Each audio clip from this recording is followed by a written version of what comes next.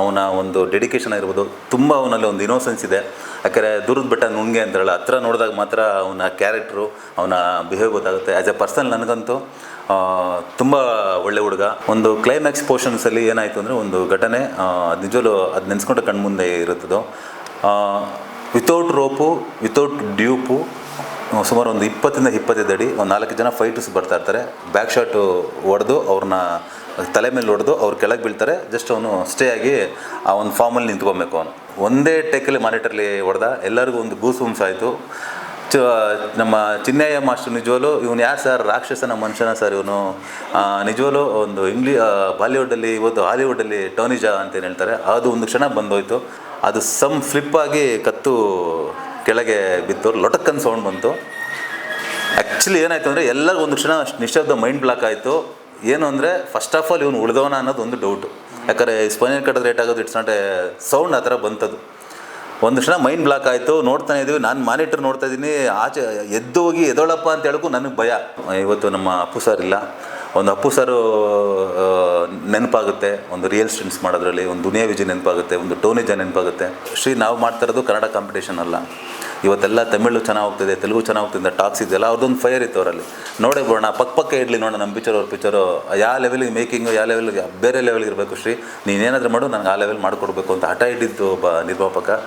ನಿಜವೂ ಅವರಂತ production ಮಾಡೋಕ್ಕೆ ನನಗೊಂದು ನಿಜವೂ ಹೆಮ್ಮೆ ಆಗುತ್ತೆ. ನನಗೆ ಸುದ್ದಿ ಮನೆ ವೀಕ್ಷಕರಿಗೆ 1 ವಿಕೆಟ್ ಬೀಳಿಸಿದ್ದೀನಿ ಮಾತಾಡಿ. ಈಗ 2ನೇ ವಿಕೆಟು ಬಂದು ಕೂತ್ಕೊಂಡಿದೆ. ಆ 2ನೇ ವಿಕೆಟ್ ಬೇರೆ ಯಾರೂ ಅಲ್ಲ, ನಮ್ಮ ಕೋರಾ ಚಿತ್ರದ ನಾಯಕ ನಟ, ಬಿಗ್ ಬಾಸ್ ಖ್ಯಾತಿಯ ಸುಮಾರು ರಿಯಾಲಿಟಿ ಶೋಗಳನ್ನ ಗೆದ್ದಿದ್ದಾನೆ. ಹಾಗಾಗಿ ಆ ರಿಯಾಲಿಟಿ ಶೋ ಅವರೆಲ್ಲ ಸೇರಿಕೊಂಡು ರಿಯಾಲಿಟಿ ಸ್ಟಾರ್ ಅಂತ ಒಂದು ಬಿರುದು ಕೂಡ ಕೊಟ್ಟಿದ್ದಾರೆ. ಸೊ ನಮ್ಮ ರಿಯಾಲಿಟಿ ಸ್ಟಾರ್ ಸುನಾಮಿ ಕಿಟ್ಟಿ ನಮ್ಮ ಜೊತೆ ಇದ್ದಾರೆ. ಕಿಟ್ಟಿ ನಮಸ್ಕಾರ. ನಮಸ್ಕಾರ. ತುಂಬ ಆರ್ಟಿಸ್ಟ್ಗಳು ಆರಾಮಾಗಿ ಮಾತಾಡು, ಎಲ್ಲ ಕೆಡ್ಸ್ಕೊಂಬಿಡ. ಕಿಟ್ಟಿ, ಕೋರಾ ನಿನಗೆ ಹೇಗೆ ಸಿಕ್ತು? ಕೋರಾ ನಾಯಕ ನಟನಾಗಿ ಅವಕಾಶ ಸಿಕ್ಕಿದ ಅನುಭವ ಹೇಗಿತ್ತು? ಕೋರಾ ಪಾತ್ರ ಮಾಡ್ಬೇಕಾದ್ರೆ ಯಾವ ಥರ ಪ್ರಿಪ್ರೇಷನ್ ಆದೆ ನೀನು? ಪ್ರಿಪ್ರೇಷನ್ ಏನಿಲ್ಲ ಸರ್. ಕೋರಾ ಮಾಡಬೇಕಾದ್ರೆ ಶ್ರೀ ಶಾರನವರು ನೀವೇ, ಯಾರು ಇಲ್ಲ. ನಮ್ಮ ಶ್ರೀ ಅವ್ರು ಬಂದಮೇಲೆ ಒಂದು ಲೈಫಲ್ಲಿ ಒಂದು ಅಚೀವ್ಮೆಂಟ್ ಮಾಡ್ಬೇಕಂತ ತುಂಬ ಆಸೆ ಇತ್ತು. ಯಾರೋ ಒಂದು ಒಳ್ಳೆ ಡೈರೆಕ್ಟರ್ ಸಿಕ್ಕಿ ಒಂದು ಒಳ್ಳೆ ಬ್ಯಾನರಲ್ಲಿ ಮಾಡ್ಬೇಕಂತ ತುಂಬ ಆಸೆ ಇತ್ತು. ನನ್ನ ರಫ್ ಆ್ಯಂಡ್ ಟಫ್ಗೆ, ನಾನು ಮಾಡಿರೋ ರಿಯಾಲಿಟಿ ಶೋಗಳಿಗೆ, ನಾನು ಮಾಡೋಂಥ ಒಂದು ಸ್ಟಂಟ್ಸು, ನಾನು ಮಾಡೋಂಥ ಒಂದು ರಫ್ ಆ್ಯಂಡ್ ಟಫ್ ಒಂದು ಕ್ಯಾರೆಕ್ಟರ್ನ ನೀವು ನೋಡಿ ಇಷ್ಟಪಟ್ಟು ಒಂದು ಒಳ್ಳೆ ಕತೆ ಮಾಡಿ ನನಗೋಸ್ಕರ ಒಂದು ಕೋರಾ ಅಂತ ಒಂದು ಒಳ್ಳೆ ಸ್ಕ್ರಿಪ್ಟ್ ಮಾಡಿದ್ರಿ. ಮತ್ತು ಪ್ರೊಡ್ಯೂಸರು ಮೂರ್ತಣ್ಣ ಅವಾಗಿಂದನೂ ನನಗೆ ಹಳೆಯ ಪರಿಚಯ. ಬೇರೆ ಹೀರೋಗಳನ್ನ ಮಾಡೋದ್ ಬದಲು ಈ ಕಾರ್ಡ್ ಸಬ್ಜೆಕ್ಟ್ಗೆ ಸುನಾಮಿ ಕಿಟ್ಟಿ ಕರೆಕ್ಟಾಗಿ ಸೂಟ್ ಆಗ್ತಾನೆ. ಸೇಮ್ ಕಾರ್ಡ್ ಮಚ್ತಾರೆ ನೋಡೋಕ್ಕೆ. ಅದಕ್ಕೋಸ್ಕರನೇ ಒಂದು ಸೆಲೆಕ್ಟ್ ಮಾಡಿದ್ರಿ. ತುಂಬ ಖುಷಿ ಆಗಿತ್ತು ನಿಮ್ಮ ಜೊತೆಲಿ ತುಂಬ ವರ್ಕ್ ಮಾಡೋಕ್ಕೆ. ಆ ಕೋರಾಗೆ ಪ್ರಿಪ್ರೇಷನ್ ಯಾವ ಥರ ಅಂದರೆ, ಎಲ್ಲ ಆ್ಯಕ್ಟಿಂಗು ನಾನು ರಿಯಾಲಿಟಿ ಶೋಲ್ ಮಾಡಿದ್ದು ಬೇರೆ, ಕ್ಯಾಮ್ರಾ ಮುಂದೆ ಮಾಡಬೇಕು ಆ್ಯಕ್ಟಿಂಗ್ ಅಂದಾಗ ತುಂಬ ನೀವು ತೀಡಿ ನನ್ನ ನೀಟಾಗಿ ಕಲಿಸ್ಕೊಡ್ರಿ. ಪ್ರತಿಯೊಂದು ಸ್ಕ್ರಿಪ್ಟ್ಗೂ ಡೈಲಾಗ್ಗಳು ಹೇಳ್ಕೊಟ್ಟು, ಇಂಥ ಸೀನ್ಗಳು ಇದೇ ಥರ ಮಾಡಬೇಕು ಕಿಟ್ಟಿ, ಬೆಳಿಬೇಕು ನೀನು, ಇನ್ನೂ ಚೆನ್ನಾಗಿರೋ ಅಂದ್ಬಿಟ್ಟು ನೀಟಾಗಿ ಗೈಡ್ ಮಾಡಿ ಇವತ್ತಿರೋವರೆಗೂ ಇಲ್ಲಿ ಕರ್ಕೊಂಡು ಬಿಟ್ಟಿದ್ದೀರಾ. ತುಂಬ ಖುಷಿ ಆಗುತ್ತೆ. ಸೊ ಕಿಟ್ಟಿ, ರಿಯಾಲಿಟಿ ಶೋಗೂ ಸಿನಿಮಾಗೂ ಅಜಗಜಾಂತರ ವ್ಯತ್ಯಾಸ ಇದೆ. ಯಾಕೆ ರಿಯಾಲಿಟಿ ಶೋಲಿ ನಿಮಗೆ ಲೈವ್ ಇರುತ್ತೆ, ಕಟ್ ಶಾರ್ಟ್ಸ್ಗಳಿಲ್ಲ, ಅದು ಬೇರೆ ಜಾನರ್. ಅದು ಸಿನಿಮಾ ಅಂತ ಬಂದಾಗ ಕ್ಯಾಮ್ರಾಸ್ ಇರುತ್ತೆ, ಲೈಟ್ಸ್ ಮೆನ್ಸ್ ಇರ್ತಾರೆ, ಪ್ರಿಪ್ರೇಷನ್ಸ್ ಇರುತ್ತೆ, ಸಾಕಷ್ಟು ತಯಾರಿ ಮಾಡ್ಕೊಬೇಕಾಗುತ್ತೆ. ನಿನಗೆ ಆ ಫಸ್ಟ್ ಶಾರ್ಟು ಆ ಅಟ್ಮಾಸ್ಫಿಯರ್ ಹೋದಾಗ ನೀನು ಏನೇನು ಕಲಿತೆ ಅಥವಾ ಏನೇನು ಅನುಭವಗಳಾಯ್ತು ನಿನಗೆ? ಅನುಭವ ಅಂದರೆ ಸರ್, ಅದೇ ಫಸ್ಟು ಭಯ ಇತ್ತು. ಏನು ಮಾಡ್ಬೋದಪ್ಪ ಆ್ಯಕ್ಟಿಂಗು, ಫಸ್ಟ್ ಟೈಮು ನಾನು ಕ್ಯಾಮ್ರಾ ಮುಂದೆ ಆ್ಯಕ್ಟಿಂಗಲ್ಲಿ ಸ್ಕಿಲ್ ತೋರಿಸ್ಬೇಕು, ಯಾವ ಥರ ಮಾಡೋದಂತ ಒಂದು ಭಯ ಇತ್ತು. ಅದಕ್ಕೆ ಬಿಫೋರೇ ನೀವೇ ಪ್ರಿಪ್ರೇಷನ್ ಮಾಡಿಸಿದ್ರಿ. ಫಸ್ಟು ಸೀನುಗಳು ಈ ಥರ ಮಾಡಬೇಕು, ಈ ಥರ ಡೈಲಾಗ್ಗಳು ಕೊಟ್ಟು ಎಲ್ಲ ಪ್ರಿಪ್ರೇಷನ್ ಮಾಡಿದ್ರಿ. ಕ್ಯಾಮ್ರಾ ಮುಂದೆ ಬಂದಾಗ ಒಂದು 5 ಟೇಕು ಸ್ಟಾರ್ಟಿಂಗ್ ತೊಗೊಂಡು, ಜಾಸ್ತಿ ಟೇಕ್ ತೊಗೊಂಡ್ರು ನೀವು ಅದಕ್ಕೆ ಬೈದೇನೆ ಆರಾಮಾಗಿ ಮಾಡು ಕಿಟ್ಟಿಂತ ತೀಡಿ ನೀಟಾಗಿ ಕಲಿಸ್ಕೊಟ್ರಿ. ಅಲ್ಲಿಂದ ಟೇಕ್ ಅಪ್ ತೊಗೊಂಡು ಇವತ್ತು ಇಲ್ಲಿವರೆಗೆ ಬಂದಿದ್ದೀನಿ. ನಾನು ಕಿಟ್ಟಿ ಬಗ್ಗೆ ಒಂದು ಹೇಳಬೇಕು. ನಾನು ಕಿಟ್ಟಿ ಆ್ಯಕ್ಚುಲಿ ಬಿಫೋರು ರಿಯಾಲಿಟಿ ಶೋಗಳಲ್ಲಿ ನೋಡಿದ್ದೆ ಒಬ್ಬ ನಿರ್ದೇಶಕನಾಗಿ. ನಮ್ಮ ತಾಯಿ ಕೂಡ ದೊಡ್ಡ ಫ್ಯಾನು. ಇವನು ಒಂದು ದೊಡ್ಡ ಫ್ಯಾನ್ ಬಳಗನೇ ಇತ್ತು ಆ ಟೈಮಲ್ಲಿ. ಕಿಟ್ಟಿ ಎಸ್ಪೆಷಲಿ ರೂರಲ್ BC ಸೆಂಟರ್ ಅಂತೇನು ಹೇಳ್ತೀವಿ, ಉತ್ತರ ಕರ್ನಾಟಕ ಆ ಕಡೆ ಎಲ್ಲ, ಅದ್ರಲ್ಲಿ ನಮ್ಮ ತಾಯಿನೂ ಕೂಡ ಅವ್ನು ಗೆಲ್ಲಬೇಕು ಒಂದು ಅವ್ರು ಗೊತ್ತಿಲ್ದಿರ ನಮ್ಮನೆ ಮಗ, ನಮ್ಮನೆ ಹುಡುಗ, ಅವ್ನು ಗೆಲ್ಲಬೇಕು ಅಂತ ಅವ್ರು ಗೊತ್ತಿಲ್ದಿರ ಒಂದು ಭಾವನೆಗಳ ಜೊತೆ ಬೆರೆತೋಗಿದ್ದ ಕಿಟ್ಟಿ. ಸೊ ಆಮೇಲೆ ತುಂಬ ದಿನದಿಂದ ಕಾಣಿಸಿಲ್ಲ. ಸೊ ಬೇರೆ ನಾನು ಕೆಲವ್ರು ಮಾತ್ರ ಹೇಳ್ತೀರಿ ಕಿಟ್ಟಿ ಬಂದು ಹಂಗೆ ಹಿಂಗೆ ಅಂತ ಹೇಳ್ತಾರೆ. ಬಟ್ ಆ್ಯಸ್ ಎ ನಿರ್ದೇಶಕನಾಗಿ, ಯಾಕಂದ್ರೆ ನಾವು ತುಂಬ ಸೂಕ್ಷ್ಮ ಜೀವಿಗಳು, ನಿಜವಾಗ್ಲೂ ಕಿಟ್ಟಿನ ಎದುರು ನೋಡಿದಾಗ ಅವನ ಒಂದು ಡೆಡಿಕೇಶನ್ ಆಗಿರ್ಬೋದು, ತುಂಬ ಅವನಲ್ಲಿ ಒಂದು ಇನೋಸೆನ್ಸ್ ಇದೆ.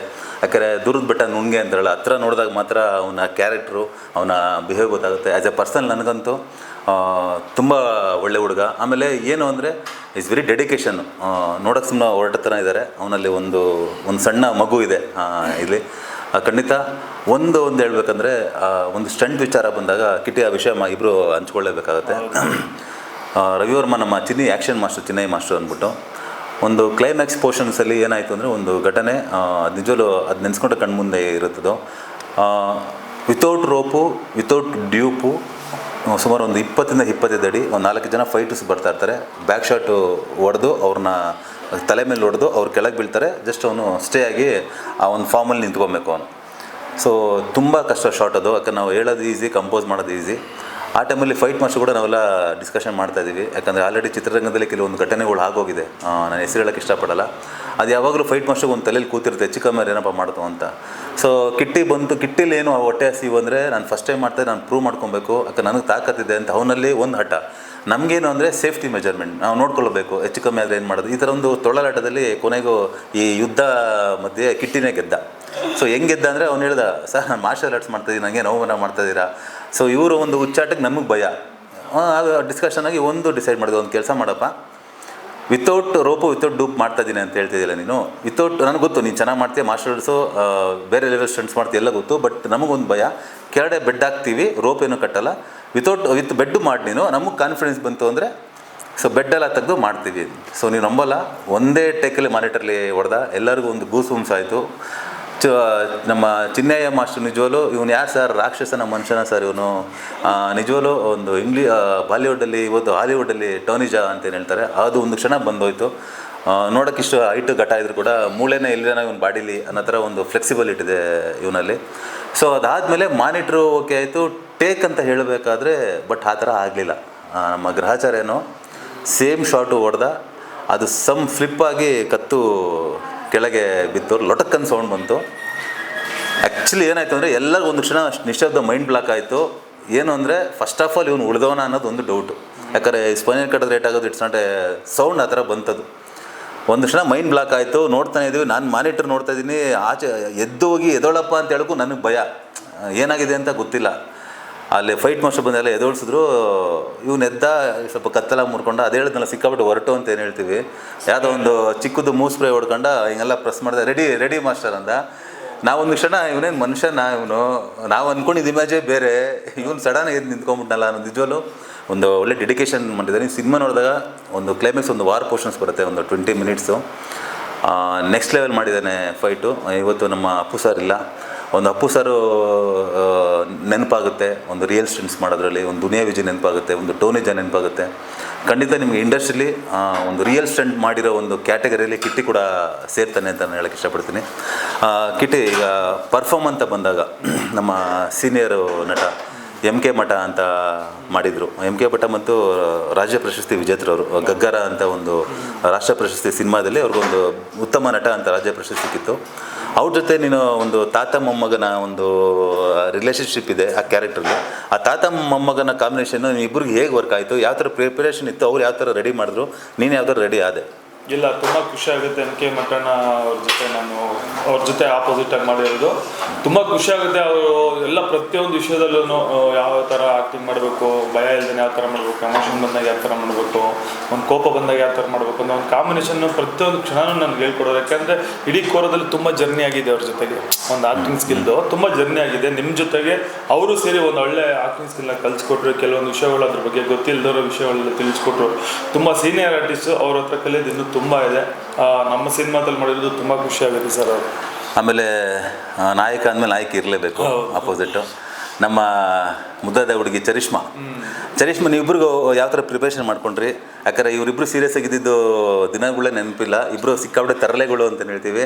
ನಮ್ದೇನೋ ಟೆನ್ಷನ್ಸ್ ಇರುತ್ತೆ, ಇವ್ರು ತರಲೆಗಳು ಮಾಡ್ಕೊಂಡಿರ್ತಾರೆ. ಯಾವ ಥರ ಐತೆ ನಿಮ್ಮಿಬ್ಬರಿಗೂ? ಇಲ್ಲ, ನನಗೆ ಚರಿಷ್ಮಾ ಸ್ಟಾರ್ಟಿಂಗು ನೋಡಿದಾಗ ಇಸ್ ವೆರಿ ಗುಡ್ ಗರ್ಲ್ ಅಂದ್ಕೊಂಡೆ ನಾನು.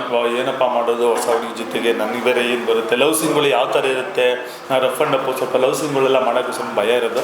ಸ್ವಲ್ಪ ಹಂಗೆ ಕಾಲು ಹೇಳ್ಕೊಂಡು ಗೊತ್ತಿಲ್ಲದೇ ಮಾಡಿದೆ. ಏನೇನು ಮಾಡಿದ್ದೀನಿ ಗೊತ್ತಿಲ್ಲ, ಸ್ಕ್ರೀನ್ ಮೇಲೆ ತುಂಬ ಚೆನ್ನಾಗಿ ಗೊತ್ತು. ಅದ್ರಲ್ಲಿ ನೀವು ಸ್ವಲ್ಪ ಗೈಡ್ ಮಾಡಿದ್ರಿ ಯಾವ ಥರ ಅಂತ. ನಾವಿಬ್ರು ತೇಟ್ಲೆ ಮಾಡ್ಬೇಕಾದ್ರೆ ನೀವು ಬೈತಿದ್ರೆ ಈ ಮೈಕಲ್ಲಿ ಮಾಡಿ ಅದು ಮಾಡಿ ಇದು ಮಾಡಿ ಅಂತ ರೋದನೆ ಕೊಡ್ತೀರಿ. ಇಲ್ಲ, ನಾನು ತುಂಬ ಒಳ್ಳೆ ಹುಡುಗ, ತುಂಬ ಸ್ಮೂತಾಗಿ ಹ್ಯಾಂಡ್ಲ್ ಮಾಡಿದ್ದೀನಿ. ಸ್ಮೂತಾಗಿ ಹ್ಯಾಂಡ್ಲ್ ಮಾಡಿಲ್ಲ, ರಫಾಗಿ ಹ್ಯಾಂಡ್ಲ್ ಮಾಡಿದರೆ ಬೇರೆ ಲೆವೆಲ್ಗೆ. ಮತ್ತು ಚರಿಷ್ಮನಂದು ಕಾಂಬಿನೇಷನ್ ತುಂಬ ಚೆನ್ನಾಗಿ ಬಂತು last end of the day. ಅವ್ರ ಕೇಳಿ ಎಷ್ಟಾಯಿತು, ಚರಿಷ್ಮಂಗೂ ಒಂದು ಸ್ವಲ್ಪ ಕೆಲವೊಂದು ಹೇಳ್ಕೊಟ್ಲು ನನಗೂ ಈ ಥರ ಮಾಡಬೇಕಂತ. ಯಾಕೆ ಬೇರೆ ಸಿನಿಮಾನು ಮಾಡಿರೋದ್ರಿಂದ ಅವ್ಳಿಗೆ ಸ್ವಲ್ಪ ಎಕ್ಸ್ಪೀರಿಯನ್ಸ್ ಇತ್ತು. ಪರವಾಗಿಲ್ಲ ಸರ್, ಅವಳ ಜೊತೆ ಮಾಡಿರೋದು ತುಂಬ ಖುಷಿ ಇದೆ. ಅವ್ಳಿಗೆ ಒಂದು ಒಳ್ಳೇದಾಗಬೇಕು. ನಮ್ಮಿಬ್ಬರು ಕಾಂಬಿನೇಷನ್ ಸಿನಿಮಾದಲ್ಲಿ ಕರ್ನಾಟಕದ ಜನ ನೋಡಿದಾಗ ಹೇಳ್ತಾರೆ ಕಿಟ್ಟಿ ರಫ್ ಆ್ಯಂಡ್ ಟಫ್ ಆಗಿದ್ದ, ಬಟ್ ಆ ಲವ್ ಸೀನ್ಗಳೆಲ್ಲ ಬಂದಾಗ ತುಂಬ ಇಷ್ಟ ಆಗುತ್ತೆ. ಹಂಗೆ ತೋರಿಸಿರೋದು ನೀವೇ ತುಂಬ ಇಷ್ಟ ಆಗುತ್ತೆ ಜನಕ್ಕೆ. ಸರಿ, ಇವತ್ತು ನೀನು ಕೋರಾಗೆ ಒಬ್ಬ ನಾಯಕ ನಟನಾಗಿ ಸೆಲೆಕ್ಷನ್ ಆಗಿದೆಯಾ. ಇವತ್ತು ಬಿಡುಗಡೆಗೆ ಸಿದ್ಧತೆ ಇದೆ. ಅದಕ್ಕೆ ಮುಖ್ಯ ಕಾರಣರಾದ ನಮ್ಮ ಪಿ ಮೂರ್ತಿ ಅಣ್ಣ. ಯಾಕಂದರೆ ಸ್ಟೋರಿ ಸೆಲೆಕ್ಷನ್ ಮಾಡಿದಾಗ ಕಿಟ್ಟಿ ಬೇಕು ಅಂತ ಡಿಸ್ಕಷನ್ ಮಾಡಿದ್ದು, ಬಹುಪಾಲು ಅವ್ರದ್ದಿತ್ತು ಅದರಲ್ಲಿ, ಕಿಟ್ಟಿನ ಹಾಕೊಂಡು ಮಾಡೋಣ ಅಂತ.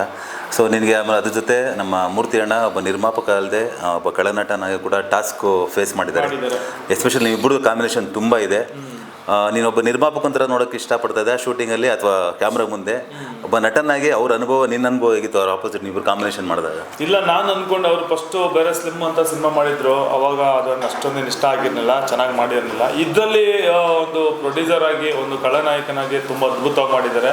ಒಂದು ನೆಕ್ಸ್ಟ್ ಲೆವೆಲಲ್ಲಿ ಒಂದು ಫೈಟ್ ಆಗಿರ್ಬೋದು, ಒಂದು ಆ್ಯಕ್ಷನ್ ಆಗಿರ್ಬೋದು, ಮತ್ತು ಒಂದು ಆ್ಯಕ್ಟಿಂಗ್ ಆಗಿರ್ಬೋದು. ಅವ್ರದ್ದೊಂದು ಟಗ್ ಆಫ್ ವಾರ್ ಬಂದಾಗ ಒಂದು ಖಳನಾಯಕ ಯಾವ ಥರ ದೊಡ್ಡ ಸಿನಿಮಾದಲ್ಲಿ ಮಾಡಿದ್ದಾರೆ, ಅದೇ ಥರ ಇವ್ರನ್ನ ವಿಜಯ ಸತ್ಯಪತಿ ಲೆವೆಲಲ್ಲಿ ನೋಡ್ಬೋದು. ಆ ರೇಂಜಿಗೆ ತುಂಬ ಚೆನ್ನಾಗಿ ಕಾಣಿಸ್ತಾರೆ. ಅದನ್ನ ತೋರಿಸಿದ್ದಾರೆ ನೀವು. ಅವ್ರಿಗೂ ನಿಮಗೂ ಟಗ್ ಆಫ್ ವಾರ್ ಬಂದಾಗ ಒಂಥರ ಸಖತ್ತಾಗಿದೆಯಪ್ಪ ಕಾಂಬಿನೇಷನ್ ಇಬ್ರಿಗೂ. ಅವ್ರು ಆ ಕಡೆ ರಫ್ ಆ್ಯಂಡ್ ಅಪ್ಪು ದಾಡಿ ಎಲ್ಲ ಬಿಟ್ಕೊಂಡು ಬಾಯ್ಸ್ನೆಲ್ಲ ಹಾಕೊಂಡು ಕಡಕ್ಕಾಗ ರೌಡಿಸಮ್ ಮಾಡೋ ಥರ ಫೀಲು. ಒಂದು ಪಾರ್ಟ್ಸ್ಟಲ್ಲಿ ಯಾವ ಥರ ಬೇಕು ಆ ಥರ ಗೆಟಪ್ ಸಖತ್ತಾಗಿ ಶೂಟ್ ಆಗ್ತಾರೆ. ಸಿನಿಮಾ ರಿಲೀಸ್ ಆದ್ಮೇಲೆ ಅವ್ರಿಗೂ ಒಂದು ದೊಡ್ಡ ನೇಮ್ ಬರುತ್ತೆ ಅನ್ನೋದು ನನಗೆ ತುಂಬ ಆಸೆ ಇದೆ ಸರ್. ಓಕೆ, ಕೋರಾ ಒಂದು ಬಹು ನಿರೀಕ್ಷೆಯ ಮಟ್ಟ ತಲುಪಿದೆ ಅಂತ ನಾವು ಅಂದ್ಕೊಂಡಿದ್ದೀವಿ. ಸೊ ಕೋರಾ ಆದಮೇಲೆ ನೆಕ್ಸ್ಟು ನಿನ್ನ ಮುಂದಿನ ಪ್ಲ್ಯಾನ್ಸ್ ಹೇಗಿದೆ? ಯಾವ ಥರ ರಿಸೀವ್ ಮಾಡ್ತಾರೆ ಅಂತ ನಿನ್ನ ಕ್ಯೂರಿಯಾಸಿಟಿಲಿದೆಯಾ? ಸರ್, ಈಗ ಕೋರ ಆಗಬೇಕು, ಇದೇ ತಿಂಗಳು 18ನೇ ತಾರೀಕು ರಿಲೀಸ್ ಆಗ್ತೈತೆ. ನನಗೆ ತುಂಬ ಕಾಯ್ತಾ ಇದ್ದೀನಿ. ಬೇರೆ ಸಿನಿಮಾ ಬಗ್ಗೆ ನಾನು ಇನ್ನೂ ಯೋಚನೆ ಮಾಡಿಲ್ಲ. ಕೋರ ಗೆಲ್ಲಬೇಕು, ಗೆದ್ದ ಮೇಲೆ ನೆಕ್ಸ್ಟ್ ನಿಮ್ಮ ಜೊತೆಲೇ ಮಾಡಬೇಕಂತ ತುಂಬ ಆಸೆ ಇದೆ.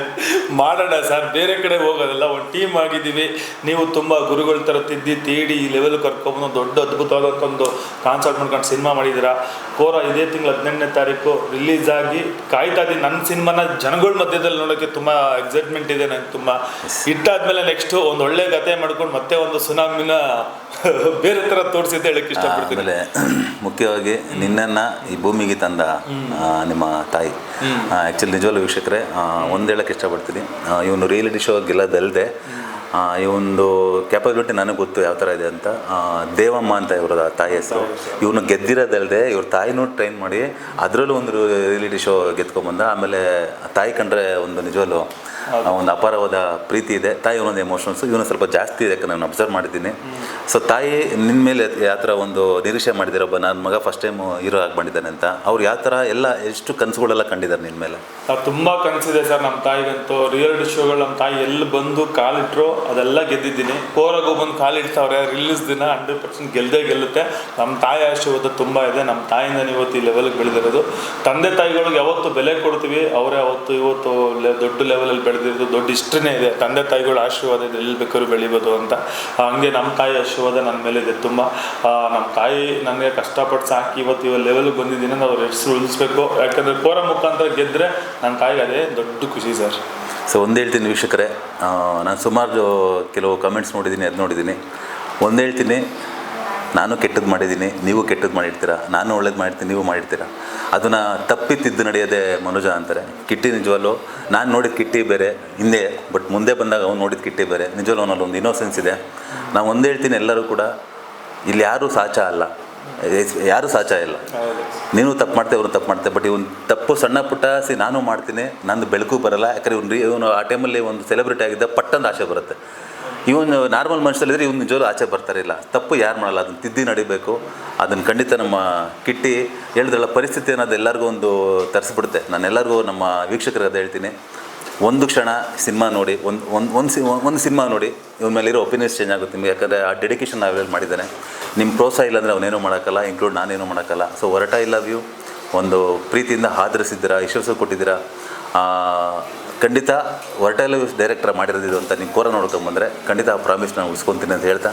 ಸೊ ಏನಂದರೆ ಈಗ ನಾನು ಅಷ್ಟೊತ್ತು ಅವ್ರಿಗೆ ಕ್ವಶನ್ ಕೇಳಿದೆ, ಪ್ರೇಕ್ಷಕರ ಒತ್ತಾಯದ ಮೇರೆಗೆ ಎಲ್ಲ ಇದು ಕಿಟ್ಟಿ ಒತ್ತಾಯದ ಮೇರೆಗೆ ನೀವು ನನಗೆ ಎಲ್ಲ ಕೇಳ್ಬಿಟ್ರೆ ನಾನೇ ನಿಮ್ಗೆ ಕೇಳೋದು ಬಿಡುವಾ ಅಂತ ನೀವೆಲ್ಲ ತೂತು ಮುಚ್ಕೊಂಡು ಹೋಗ್ತಾ ಇದ್ದೀರಾ. ನಾನು ಅದನ್ನು ಓಪನ್ ಆಗಿ ಮಾಡಬೇಕು ಅಂತ ಇವರು. ಸರಿ ಕೇಳಪ್ಪ, ಏನು ಕೇಳ್ತೀನಿ. ಇಲ್ಲ ಸರ್, ಈಗ ನೀವು ಹೇಳಿದ್ರಿ ಕಿಟ್ಟಿ ಮಾಡಿದೆ, ಇದು ಮಾಡಿದೆ, ಎಲ್ಲ ಇನ್ನಷ್ಟು ನೋಡಿದ್ದೀರಿ, ರಿಯಾಲಿಟಿ ಶೋ ಮಾಡಿದ್ದೀರಿ ಅಂತ. 3 ತನ ನೀವು ಸ್ಕ್ರಿಪ್ಟ್ ಮಾಡಿದಾಗ ಸುನಾಮಿ ಕಿಟ್ಟಿ ಅಂದಾಗ ನಿಮ್ಗೆ ಏನು ಗೊತ್ತು ಸರ್ ತಲೆಯಲ್ಲಿ? ಎಲ್ಲ ಕಾಂಟ್ರವರ್ಸಿಗಳು ಬೇರೆ ಎಲ್ಲ ಆಗಿತ್ತು ನಂದು ತುಂಬ ತಲೆಗೆ. ನಿಮ್ಗೆ ಸುನಾಮಿ ಕಿಟ್ಟಿ ಅಂದ ತಕ್ಷಣ ಯಾವ ಥರ? ಇಲ್ಲ, ಕಾಂಟ್ರವರ್ಸಿ ನನ್ನ ತಲೆಯಲ್ಲಿ ಇತ್ತು ಅದೆಲ್ಲ. ಬಟ್ ಮೊದಲು ಸ್ಕ್ರಿಪ್ಟ್ ಮಾಡ್ಬೇಕಾದ್ರೆ ಇಲ್ಲಿ 2 ಥರ ಬರುತ್ತೆ. ಒಂದು ಸ್ಕ್ರಿಪ್ಟ್ ಗೀಚ್ಬೇಕಾದ್ರೆ ರಪ್ಪ ಅಂತ ಆರ್ಟಿಸ್ಟ್ಗಳು ಕಣ್ಮುಂದೆ ಬಂದ್ಬಿಡ್ತಾರೆ ಒಬ್ಬ ಡೈರೆಕ್ಟ್ರಿಗೆ. ಒಂದೊಂದ್ಸಲಿ ಫುಲ್ ಗೀಚವ್ರಿಗೂ ಯಾರೂ ಬರೋಲ್ಲ, ಗೀಚದ ಮೇಲೆ ಬರ್ತಾರೆ. 2 ಥರ ಇದೆ. ನನಗೆ ಆ್ಯಕ್ಚುಲಿ ಈ ಸ್ಕ್ರಿಪ್ಟ್ ಮಾಡ್ಬೇಕಾದ್ರೆ ಯಾರೂ ಬಂದಿರಲಿಲ್ಲ ಇನ್ನು. ಸೊ ಆಮೇಲೆ ಡಿಸ್ಕಷನ್ ಮಾಡಿದಾಗ ನಾನು ಮೂರ್ತಿಯಣ್ಣ ಇದಕ್ಕೆ ಒಂದು ಕ್ಯಾರೆಕ್ಟರ್, ರಗ್ಗಡ್ ಕ್ಯಾರೆಕ್ಟರ್ ಬೇಕು ಯಾರು ಅಂದಾಗ, ಸೊ ಮೂರ್ತಿಯಣ್ಣಗೆ ಆಲ್ರೆಡಿ ತುಂಬ ಹಳೆ ಪರಿಚಯ ಸುನಾಮಿ ಕಿಟ್ಟಿ, ಇವ್ರ ಹೆಸರು ರೆಫರ್ ಮಾಡಿದ್ರು. ನನಗೆ ಮೊದಲು ಕಿಟ್ಟಿ ಅಂದಾಗ ಸ್ವಲ್ಪ ಅವ್ರದ್ದು ಸಣ್ಣ ಪುಟ್ಟ ಕಾಂಟ್ರವರ್ಸಿ ಆಗಿತ್ತು. ಸೊ ನನಗೆ ಫಸ್ಟಲ್ಲಿ ನೋಡೋರ್ಗೂ ನಾನು ನೋಡೋಣ ಹೇಗೆ ಅಂತ ಸುಮಾರು ಇರ್ತಾರೆ ಒಂದು 2 ತಿಂಗಳು 3 ತಿಂಗಳು ಪಳಗದ ನಂತರ ಗೊತ್ತಾಯಿತು. ಅದು ಹೇಳಿದ್ನಲ್ಲ ದೂರದ ಬೆಟ್ಟ ನುಣ್ಗೆ ಅಂತ. ಸೊ ಹತ್ರ ಇದ್ದಾಗಲೇ ಅವ್ರ ಬೆಲೆ ಗೊತ್ತಾಗೋದು, ಅವರ ಒಂದು ಫ್ಲೇವರ್ ಗೊತ್ತಾಗೋದು ನಮಗೆ. ಸೊ ಒಂದು ನನಗೇನು ಅಂದರೆ ಇಲ್ಲಿ ಯಾರೊಬ್ಬ ಚಾಕ್ಲೇಟ್ ಇರೋ ಥರ ಅಥವಾ ಇನ್ನೊಬ್ಬ ಯಾರೋ ಇರೋ ಥರ ಕರ್ಕೊಂಬಂದು ಮೇಕಪ್ ಮಾಡಿಸಿ ಇವನು ಟ್ರೈಬ್ಸು ಅಂತ ನಂಬಿಸೋಕ್ಕಾಗಲ್ಲ, ಅದು ಮಿಸ್ಫೈರ್ ಆಗೋ ಚಾನ್ಸ್ ಇರುತ್ತೆ. ಸೊ ನೋಡಿದ ತಕ್ಷಣ ಬುಡಕಟ್ಟು ಜನಾಂಗ ಹುಡುಗ ಅಂತ ಅನಿಸ್ಬೇಕು. ಹಾಗಾಗಿ ಕಿಟ್ಟಿನ ಸೆಲೆಕ್ಷನ್ ಮಾಡ್ಕೊಳ್ಳೋಕ್ಕೆ ನಾನು ಮತ್ತು ಮೂರ್ತಿಯಣ್ಣ ಒಂದು ಸಹಾಯ ಆಯಿತು. ಅದಲ್ಲದೆ ನಿಜವಾಗ್ಲೂ ನಾವು ಒಬ್ಬ ನಿರ್ದೇಶಕ ಏನು ಒಂದು ಪಾತ್ರ ಗೀಚ್ತಾನೆ ಅದು ಖಂಡಿತ ಜೀವ ತುಂಬಿದ್ದೇನೆ ಅಂತ ಹೇಳೋಕ್ಕೆ ಇಷ್ಟಪಡ್ತೀನಿ. ಎಸ್ಪೆಷಲಿ ಫೈಟ್ಸು ನೆಕ್ಸ್ಟ್ ಲೆವೆಲ್ ಮಾಡಿದ್ದಾನೆ. ಯಾಕಂದ್ರೆ ನಾವು ನೆಕ್ಸ್ಟ್ ಲೆವೆಲ್ ಅಂತಲೇ ಇದ್ದೀನಿ. ಏನು ನೆಕ್ಸ್ಟ್ ಲೆವೆಲ್ ಡೈರೆಕ್ಟರ್ ತುಂಬ ನೆಕ್ಸ್ಟ್ ಲೆವೆಲ್ ಅಂತಲೇ ಇದ್ದಾನಾಗ ಏನು ಕ್ಯೂರಿಯಾಸಿಟಿ ಬಿಟ್ಕೊಂಡೆ ಖಂಡಿತ ಸಿನಿಮಾ ನೋಡಿ ಅದಕ್ಕೆ ಆನ್ಸರ್ ಸಿಗುತ್ತೆ. ಅದೇ ಸರ್, ಈಗ 18ನೇ ತಾರೀಕು ಸಿನಿಮಾ ರಿಲೀಸ್ ಆಗ್ತಿದೆ. ಕೋರ ನಿಮಗೆ ತುಂಬ ಸ್ಪೆಷಲ್ ಇತ್ತು. ಫಸ್ಟು ಹೊರಟಾಗಿ ಮಾಡಿದಾಗ 100 ಡೇಸ್ ಕೊಟ್ರಿ. ಕೋರಿಂದ ಏನು ಎಕ್ಸ್ಪೆಕ್ಟ್ ಮಾಡಿದ್ದೀರಾ ಸರ್? 100 ಡೇಸ್ ಆಗುತ್ತಾ ಕೋರ, ಇಲ್ಲ ಬೇರೆ ಲೆವೆಲ್ಗೆ ಜನ ಇಷ್ಟಪಡ್ತಾರಾ ಅಂತ? ಇಲ್ಲ, ಹೊರಟ ಕೂಡ 100 ಡೇಸ್ ಆಗುತ್ತೆ ನಾವು ಯಾವತ್ತೂ ಮಾಡಲ್ಲ. ಒಬ್ಬ ನಿರ್ದೇಶಕ ಗೆಲ್ಲೋ ಸಿನಿಮಾಗೂ ಅಷ್ಟೇ ಹಾರ್ಡ್ ವರ್ಕ್ ಮಾಡ್ತೀವಿ, ಸೋಲೋ ಸಿನಿಮಾಗೂ ಅಷ್ಟೇ ಹಾರ್ಡ್ ವರ್ಕ್ ಮಾಡ್ತೀವಿ. ಸೋಲು ಗೆಲ್ಲು ಅನ್ನೋದು ಅದು ನಮ್ಗೆ ಗೊತ್ತಿಲ್ಲ, ಜಡ್ಜ್ಮೆಂಟ್ ಅಲ್ಟಿಮೇಟ್ ಅದು ಆಡಿಯನ್ಸ್ಗೆ ಹೋಗುತ್ತೆ. ಬಟ್ ನಮ್ಮ ಕೆಲಸ ಏನಂದರೆ ಮಾಡೋ ಕೆಲಸ ನಿಯತ ಮಾಡ್ತೀವಿ ಅಷ್ಟೇ. ಸೊ ಹೊರಟ ಆದಮೇಲೆ ನಂದು 2 ಸಿನಿಮಾಗಳು ಮಾಡಿದ್ದೆ. ನಮ್ಮ ಸುದೀಪ್ ಸರ್ ಅವ್ರದ್ದು ಅಕ್ಕನ ಮಗ ಈ ಸಂಜೆ ಅಂತ, ಮುಸ್ಸಂಜೆ ಮಾತು ನೋಡಿರ್ಬೋದು, ಒಂಟಿ ನನಗೆ ಭಾಳ ಆತ್ಮೀಯ ಗೆಳೆಯ, ಮೋಸ್ಟ್ಲಿ ನೋಡ್ತಾ ಇರ್ಬೋದು ಅವನು.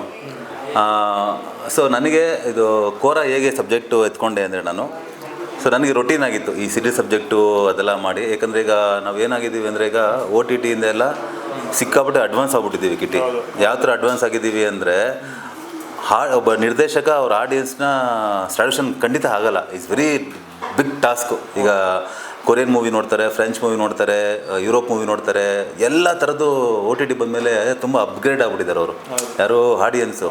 ಈಗ ನಾವು ಅವ್ರ ಜೊತೆ ಟ್ರಾವೆಲ್ ಮಾಡ್ಕೊಂಡು ಹೋಗ್ಬೇಕು. ನಾವು ಸ್ವಲ್ಪ ಹಿಂದೆ ಬಿತ್ತು ಅಂದರೆ ನಾವು ನಿಜವಾಗಿ ಸಸ್ಟೈನ್ ಮಾಡೋಕ್ಕಲ್ಲ ಆ ಇಂಡಸ್ಟ್ರೀಲಿ. ನೀನು 10 ಅಂದರೆ ನಾನು ಅಟ್ಲೀಸ್ಟ್ 11 ರೀಚ್ ಮಾಡಬೇಕು. ಅದು ಅವ್ರನ್ನ ತೃಪ್ತಿಪಡಿಸೋದು ಭಾಳ ಕಷ್ಟ. ಸೊ ಇನ್ಯಾವ ಲೆವೆಲ್ಗೆ ಅಡ್ವಾನ್ಸ್ ಸಬ್ಜೆಕ್ಟ್ ಮಾಡೋಣ ಅಂತ ಯೋಚನೆ ಮಾಡ್ತಾ ಅಡ್ವಾನ್ಸ್ ಖಂಡಿತ ಸ್ಟಾರ್ಟೇಷನ್ ಮಾಡೋಕ್ಕಲ್ಲ. ಸ್ವಲ್ಪ ಬ್ಯಾಕ್ ಹೋಗ್ಬೋಣ. ಬ್ಯಾಕ್ ಅಂದರೆ ಏನು, ಒಂದು 40 years ಬ್ಯಾಕ್ ಹೋಗಿ ಕತೆ ಹೇಳಿದ್ರೆ ಹೇಗಿರುತ್ತೆ. ಯಾಕಂದರೆ ಇವತ್ತು ನಾವು ಅಜ್ಜಿ ಮನೆ, ಸಮ್ಮರಲ್ಲಿ ಅಜ್ಜಿ ಮನೆ ಅದೊಂದು ಎಮೋಷನ್ಸ್ ಇರುತ್ತೆ. ಅಲ್ಲಿ ಅವರು ಸೆಟ್ ಪ್ರಾಪರ್ಟಿ ಯೂಸ್ ಮಾಡಿದಂತಹ ಜಾಗ ಇವತ್ತು ಗೂಸ್ಬಂಪ್ಸೆ. ಇವಾಗ ನಾವೆಲ್ಲ ಮಾತಾಡ್ಕೊತೀರಿ, ಮಗ ನಾವು ಗೋಲ್ ಈಗೆಲ್ಲ ಬೇರೆ ಜನ್ರೇಷನ್ನು ಸಿಸ್ಟಮು ಆನ್ಲೈನ್ ಅಂತ ಆ ದಿನಗಳು ನಿಜವಾಗ್ಲೂ ಮಿಸ್ ಮಾಡ್ಕೊತಿದ್ದಾರೆ. ನೀವು ಇವತ್ತು ಫೇಸ್ಬುಕ್ಕಲ್ಲಿ 1980s ಕಿಡ್ಸ್ ಅಂತ ಹಾಕ್ತಾರೆ ಕೆಲವೊಂದು ಗೋಲಿ ಆಟ ಅದೆಲ್ಲ ಇವತ್ತು ನೋಡೋಕ್ಕೆ ಬಾವಿಲಿ ನಾವೆಲ್ಲ ಗೋಲಿಗೆಲ್ಲ ಹೈಡ್ ಮಾಡ್ತಾಯಿದ್ದು ಅದೆಲ್ಲ ಅದು ಕೇಳೋಕ್ಕೆ ಒಂಥರ ಮಜಾ. ಈಗ ನಾವೇನಿದ್ರೆ ಅದನ್ನು ಮ್ಯೂಸಿಯಮಲ್ಲಿ ಮಾತ್ರ ನೋಡೋಕ್ಕೆ ಸಾಧ್ಯ. ಈಗ ಒಂದು ಫಾರ್ ಎಕ್ಸಾಂಪಲ್ ಕಾಡು ಮನುಷ್ಯ ಆ ಸೆಟ್ ಪ್ರಾಪರ್ಟಿಗಳನ್ನ ಹೆಂಗೆ ಬೇಟೆ ಆಡ್ತಾ ಇದ್ದ, ಅವರು ಕಾಸ್ಟ್ಯೂಮ್ ಸಿಂಗಲ್ಲ ಇತ್ತು ಅಂತ ಅದು ನೋಡೋಕ್ಕೆ ಮಜಾ. ಬಟ್ ಅದನ್ನೇ ಲೈವಲ್ಲಿ ನೋಡಿದ್ರೆ ಹೇಗಿರುತ್ತೆ, ಅದೇ ಕೋರ. ನಿಮಗೊಂದು 40 years ಬ್ಯಾಕ್ ಹೋದರೆ ಆ ಸೆಟ್ ಪ್ರಾಪರ್ಟೀಸ್ಗಳು, ಆಮೇಲೆ ಆ ಬುಡಕಟ್ಟು ಜನಾಂಗ ಪ್ರಕೃತಿ ಬಗ್ಗೆ, ಆ ಮಣ್ಣಿನ ಬಗ್ಗೆ ಇರುವಂತಹ ಸೊಗಡು ಯಾವ ಥರ ಪ್ರೀತಿ ಮಾಡ್ತಾಯಿದ್ರು. ಇವಾಗೆಲ್ಲ ಆಲ್ರೆಡಿ ಮಣ್ಣಿಗೂ ಕೊಲೆಗಳಾಗ್ತಾಯಿದೆ. ನೀವು ಅದನ್ನು ನೋಡಿದಾಗ ಈಗ ಜನ್ರೇಷನ್ಗೆ ನಾವು ಎಲ್ಲಿದ್ದೀವಪ್ಪ ಅನ್ನೋ ಪ್ರಶ್ನೆ ಖಂಡಿತ ನಿಮಗೆ ಕಾಡುತ್ತೆ. ಖಂಡಿತ ನಿಮಗೊಂದು ಸ್ವೀಟ್ ಜರ್ನಿ ಕೋರ. ಲೊಕೇಶನ್ಸ್ ಆಗಿರ್ಬೋದು, ಆಮೇಲೆ ಇಲ್ಲಿ ಮುಖ್ಯವಾಗಿ ಸುಮಾರು ಶಾರ್ಟ್ ಇಟ್ಟರೆ ಒಂದು 100-200 ಜನ ಬಂದಾಗ ಬೆಂಕಿ ಇಟ್ಕೊಂಡು ಎಲ್ಲ. ಯಾಕಂದರೆ ನಾವು ಯಾವುದು ಕೃತಕವಾದ ಲೈಟ್ ಯೂಸ್ ಮಾಡಿಲ್ಲ. ಟ್ಯೂಬ್ಲೈಟ್ ಆಗಲಿ, ಇನ್ನೊಂದಾಗಲಿ, ಸೀರಿಯಸ್ ಸೆಟ್ ಆಗಲಿ. 40 years ಕಾಡು ಮನುಷ್ಯರು ಹೇಗಿದ್ದರು, ಅವ್ರು ಬುಡಕಟ್ಟು ಜನಾಂಗ ಹೇಗಿತ್ತು, ಆ ಥರನೇ ಹೋಗಿದ್ದು. ತುಂಬ ಚಾಲೆಂಜ್ ಇತ್ತು ನಮ್ಗೆ, ಯಾಕಂದರೆ ಸುಮಾರು ಸಲ ಪಕ್ಕ ಬೆಂಕಿ ಇಟ್ಕೊಂಡು ಹೋಗ್ಬೇಕಾದ್ರೆ ಕೆಲವು ಹೆಣ್ಮಕ್ಳಿಗೆ ಕೂದಲು ಸುಟ್ಟೋಗೋದು, ಕೆಲವು ಹುಡುಗರಿಗೆ ಬಟ್ಟೆ ಅಂಟ್ಕೊಂಬಿಡೋದು. ಜಸ್ಟ್ ಸಣ್ಣ ಎಕ್ಸಾಂಪಲ್ ಹೇಳ್ತಾ ಇರೋದು. ತುಂಬ ಟಫ್ ಜಾಬು ಫಾರೆಸ್ಟ್ ಸಬ್ಜೆಕ್ಟ್ ಮಾಡೋದು. ಒಂದು ಚಾಲೆಂಜ್ ತೊಗೊಂಡು ಮಾಡಿದ್ವಿ, ಯಾಕಂದರೆ ಹಠ ಇದ್ರೆ ಎಲ್ಲನೂ ಆಗುತ್ತೆ ಅಂತ ಒಂದು ಟೀಮ್ ವರ್ಕ್ ತುಂಬ ಕಷ್ಟಪಟ್ಟು ಮಾಡಿದ್ವಿ. ಎಸ್ಪೆಷಲಿ ಕಿಟ್ಟಿ ಕ್ಲೈಮ್ಯಾಕ್ಸ್ ಪೋರ್ಷನ್ನು ತುಂಬ ಚೆನ್ನಾಗಿ ಮಾಡಿದ್ದಾನೆ. ಎಲ್ಲರಿಗೂ ಒಳ್ಳೆದಾಗಬೇಕಷ್ಟೇ. ಅದೇನೇ ಸರ್, ಈಗ ನಿಮಗೂ ಮತ್ತು ಪ್ರೊಡ್ಯೂಸರ್ಗೆ ಏನಾದ್ರು ಮಧ್ಯದಲ್ಲಿ ಹೆಂಗಿತ್ತು ಸರ್ ನಡುವೆ? ಹೆಂಗೆ ಅಂದರೆ ಗಂಡ ಹೆಂಡ್ತಿ ಅಂದರೆ ಹೆಂಗಿರುತ್ತೆ, ಕಿತ್ತಾಡ್ತೀವಿ, ಕಿತ್ತಾಟ. ಅದೇ ಎಲ್ಲಾನು ಫ್ರೀಯಾಗಿ ಕೊಟ್ರ, ಎಲ್ಲ ತುಂಬಾ ಚೆನ್ನಾಗಿ ಮಾಡಿಸಿದ್ರ, ಕೋರ ಇಟ್ಟಾಗಬೇಕು ಅಂತ ಮಧ್ಯದಲ್ಲಿ ಪ್ರೊಡ್ಯೂಸರ್ ಅಂದ್ರೆ ಗೊತ್ತಲ್ಲ, ಸಣ್ಣ ಪುಟ್ಟ ಬೇಡ ಅದ್ ಮಾಡ್ಬಿಡಿ ಇದು ಮಾಡ್ಬಿಡಿ ಅಂತಾರೆ, ಆ ಥರ ಏನಾರು ಇತ್ತ ಅಂತ? ಇಲ್ಲ, ಅವರು ನಿರ್ಮಾಪಕರ ಥರ ಅವರು ಇರಲಿಲ್ಲ, ನಿರ್ದೇಶಕಂತಾರೆ ನಾನು ಇರಲಿಲ್ಲ. ಕತೆ ಅಂತ ಬಂದಾಗ ಸುಮಾರು ಕಿತ್ತಾಡಿದ್ದೀವಿ, ಒದ್ದಾಡಿದ್ದೀವಿ, ಒಳ್ಳೊಳ್ಳೆ ಸಿನಿಮಾ ಒಳ್ಳೊಳ್ಳೆ ಮಾತಾಡ್ಕೊಂಡಿದ್ದೀವಿ. ಸೊ ಏನು ಹೇಳಿದೆ ಅವ್ರ ಬಗ್ಗೆ, ಒಂದು ಈ ಥರ ನಿರ್ಮಾಪಕರು ಸಿಗ್ಬೇಕಂದ್ರೆ ನಿಜವಲ್ಲ ಅದೃಷ್ಟ ಮಾಡಿದ್ದೆ ನಾನು. ಯಾವುದೇ ಒಂದು ಕಾಂಪ್ರಮೈಸ್ ಆಗ್ದಿರ ಒಂದು ಹೈ ಬಜೆಟ್ ಅಂತ ಹೇಳ್ತೀವಿ. ಈಗ ನೀವು ಕ್ಲೈಮ್ಯಾಕ್ಸ್ ಪೋರ್ಷನ್ ನೋಡಿದ್ರೆ ಗೊತ್ತಾಗುತ್ತೆ, ಸುಮಾರು ಒಂದು 200-300 ಜನಗಳು ವಾರ್ ಪೋರ್ಷನ್ಸು. ಒಬ್ಬ ಹೊಸ ಹೀರೋಗೆ ಅಷ್ಟೊಂದು ಇನ್ವೆಸ್ಟ್ ಮಾಡೋದು ಎಲ್ಲ ಹಿಂದೆ ಆಗ್ತಾರೆ. ಯಾಕಂದರೆ ಈಗ ಒಬ್ಬ ಸ್ಟಾರ್ಗೆ ಹಾಕಿ ದುಡ್ಡು ಬರುತ್ತಾ ಬರಲ್ವ ಅನ್ನೋ ಒಂದು ಕಾಲ ಇರಬೇಕಾದ್ರೆ ಬ್ಲೈಂಡಾಗೆ ಹಾಕ್ತಾರೆ. ಬ್ಲೈಂಡಾಗಿ ನಿಜವಲ್ಲ ಖಂಡಿತ ಹಾಕಿಲ್ಲ. ಅವ್ರು ಹಾಕಿದ್ದು ಒಬ್ಬ ನಿರ್ದೇಶಕ ನಂಬಿಯಲ್ಲ, ಒಬ್ಬ ಹೀರೋ ನಂಬಿಯಲ್ಲ, ಕಂಟೆಂಟ್. ಸೊ ಕಂಟೆಂಟ್ಗೆ ಅವರು ಏನು ಕಾಂಪ್ರಮೈಸ್ ಆಗಿರೋ ಖಂಡಿತ ಒಂದು ಅದ್ದೂರಿ ಬಜೆಟಲ್ಲಿ ನಿರ್ಮಾಣ ಮಾಡಿದ್ದಾರೆ. ನೀವು ಸಿನಿಮಾ ನೋಡಿದಾಗ ಗೊತ್ತಾಗುತ್ತೆ. ಬಟ್ ಒಂದಂತೂ ಅವ್ರ ತಲೆಯಲ್ಲಿತ್ತು, ನಾವು ಮಾಡ್ತಾ ಇರೋದು ಕನ್ನಡ ಕಾಂಪಿಟೇಷನ್ ಅಲ್ಲ. ಇವತ್ತೆಲ್ಲ ತಮಿಳು ಚೆನ್ನಾಗಿ ಹೋಗ್ತಿದೆ, ತೆಲುಗು ಚೆನ್ನಾಗಿ ಹೋಗ್ತಿದೆ, ಟಾಕ್ಸ್ ಇದೆಯಲ್ಲ, ಅವ್ರದ್ದೊಂದು ಫೈರ್ ಇತ್ತು ಅವರಲ್ಲಿ. ನೋಡೇ ಬಿಡೋಣ, ಪಕ್ಕ ಇರಲಿ ನೋಡೋಣ ನಮ್ಮ ಪಿಕ್ಚರ್, ಅವ್ರ ಪಿಕ್ಚರು ಯಾವ ಲೆವೆಲಿಗೆ ಮೇಕಿಂಗು, ಯಾವ ಲೆವೆಲ್ಗೆ ಬೇರೆ ಲೆವೆಲ್ಗೆ ಇರಬೇಕು. ನೀನೇನಾದರೂ ಮಾಡು, ನನಗೆ ಆ ಲೆವೆಲ್ ಮಾಡಿಕೊಡ್ಬೇಕು ಅಂತ ಹಠ ಹಿಡಿದ್ದು ಒಬ್ಬ ನಿರ್ಮಾಪಕ. ನಿಜವೂ ಅವರಂತ ಪ್ರೊಡಕ್ಷನ್ ಮಾಡೋಕ್ಕೆ ನನಗೆ ನಿಜವೂ ಹೆಮ್ಮೆ ಆಗುತ್ತೆ ನನಗೆ. ಇಲ್ಲ, ತುಂಬ ಖುಷಿ ಆಯಿತು ಸರ್ ನಿಮ್ಮ ಜೊತೆ ಮಾತಾಡಿದ್ದು, ಮತ್ತು ನೀವು ಹೇಳಿರೋಂಥ ಮಾತುಗಳು. ದಯವಿಟ್ಟು ಎಲ್ಲ ಕನ್ನಡಿಗರು ಹೇಳೋದಷ್ಟೇ, ಶ್ರೀ ಏನು ಮಾಡಿದ್ರು ಇವಾಗ ಕೋರದಲ್ಲಿ ಅಷ್ಟೇ ನೆಕ್ಸ್ಟ್ ಲೆವೆಲಲ್ಲಿ ಮೇಕಿಂಗು ತುಂಬ ಅದ್ಭುತವಾಗಿ ಮಾಡ್ಕೊಂಡಿದ್ದಾರೆ. ನ್ಯಾಷನಲ್ ಲೆವೆಲಲ್ಲಿ ಇಂಥ ಟ್ಯಾಲೆಂಟ್ ಇರೋಂಥ ಡೈರೆಕ್ಟರ್ಗಳು ಬೆಳಿಬೇಕನ್ನೋದೇ ನನ್ನ ಆಸೆ ಇರೋದು. ನಮ್ಮಂಥ ಪ್ರತಿಭೆಗಳನ್ನ ಹುಟ್ಟಾಕಬೇಕು, ಬೆಳೆಸಬೇಕು, ಹಾರೈಸಬೇಕು. ಇದೇ 18ನೇ ತಾರೀಕು ಕೋರ ಸಿನಿಮಾ ಫುಲ್ಲು ರಾಜ್ಯಾದ್ಯಂತ ರಿಲೀಸ್ ಆಗ್ತೈತೆ. ಎಲ್ಲ ಬಂದು ಆಶೀರ್ವಾದ ಮಾಡಿ ಹಾರೈಸಿ, ಅಲ್ಲಿ ಇಲ್ಲಿ ತಲೆ ಕೊಡ್ಬಿಡಿ. ಥಿಯೇಟ್ರಿಗೆ ಬಂದು ಸಿನಿಮಾ ನೋಡಿ, OTT ಅಂತ ಫೋನಲ್ಲೇ ನೋಡ್ಕೊಂಡು ಕೂತ್ಕೊಬಿಡಿ. ಥಿಯೇಟ್ರಿಗೆ ಬಂದು ಸಿನಿಮಾ ನೋಡಿ, ನಮ್ಮ ಸಿನಿಮಾನ ಹಾರೈಸಿ ಆಶೀರ್ವಾದ ಮಾಡಿ. ಸರ್, ನಾನು ಒಂದು ಹೇಳೋಕ್ಕೆ ಇಷ್ಟಪಡ್ತೀನಿ, ತುಂಬ ಜನ ಯಾರು ಕೋರ ಟ್ರೈಲರ್ ನೋಡಿಲ್ಲ, ಒಂದು ಸಲ ಟ್ರೈಲರ್ ನೋಡಿ, ಇಷ್ಟ ಆದರೆ ಮಾತ್ರ ಸಿನಿಮಾಗೆ ಬನ್ನಿ. ಇದೊಂದು ಶೋರ್ ಅಂತ ಹೇಳ್ತೀನಿ. ಇಷ್ಟ ಇಲ್ಲ ಬರಲೇಬೇಡಿ, ಬಟ್ ಇಷ್ಟ ಆಗುತ್ತೆ ಅಂತ ಹೇಳ್ತಾ ಇದ್ದೀನಿ. ಇಷ್ಟ ಆದರೆ ಬನ್ನಿ. ಅದು ಬಾಗೋರು ಟ್ರೈಲರೆಲ್ಲ ಬೆಸ್ಟ್ ಶಾರ್ಟ್ಗಳೆಲ್ಲ ಕಟ್ ಮಾಡಿಬಿಟ್ಟು ನಮಗೆ ಬಕ್ರಾಗಿ ಮಾಡ್ತಿರೋದು ತುಂಬ ಜನ ನಾವು ಮಾತಾಡ್ಕೊಂಡಿದ್ವಿ. ಆ ಥರ ಇದರಲ್ಲಿಲ್ಲ. ಇಡೀ ಸಿನಿಮಾ ನೀವೇನು 1-2 ನಿಮಿಷ ಟ್ರೈಲರ್ ನೋಡ್ತೀರಾ, ಇಡೀ 2 ಗಂಟೆ ಸಿನಿಮಾ ಅದೇ ಟೆಂಪ್ ಇರುತ್ತೆ, ಅದೇ ಮೇಕಿಂಗ್ ಇರುತ್ತೆ, ಅದೇ ಎಮೋಷನ್ಸ್ ಇರುತ್ತೆ. ನೀವು ಟ್ರೈಲರ್ ನೋಡಿ, ಟ್ರೈಲರ್ ಇಷ್ಟ ಆದರೆ ಬನ್ನಿ, ಇಷ್ಟ ಆಗುತ್ತೆ. ಕೋರ ಸಿನಿಮಾ ಕೂಡ ಇಷ್ಟ ಆಗುತ್ತೆ. ನಮ್ಮನ್ನು 18 ಏಪ್ರಿಲ್ 18 ಇದು ತಲೆಗೆ ಹೋಗ್ಲಿ. ಫಸ್ಟು ಬನ್ನಿ, ವೆಯ್ಟ್ ಮಾಡ್ತಾ ಇರ್ತೀನಿ, ಬನ್ನಿ.